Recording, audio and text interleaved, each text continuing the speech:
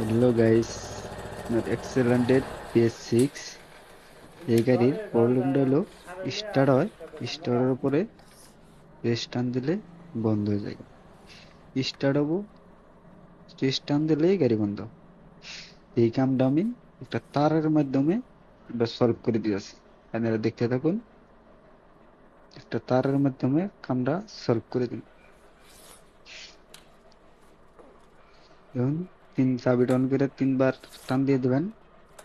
3 বার টান দেওয়ার পরে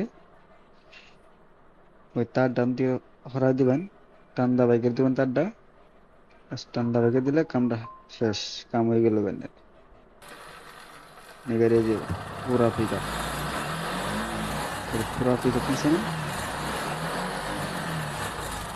এবার ভিডিও দেখবেন নিকে লোগো রাখুন, নেক্সট টাইমে ভিডিও আপলোড করলে হট করে পাই যাবেন।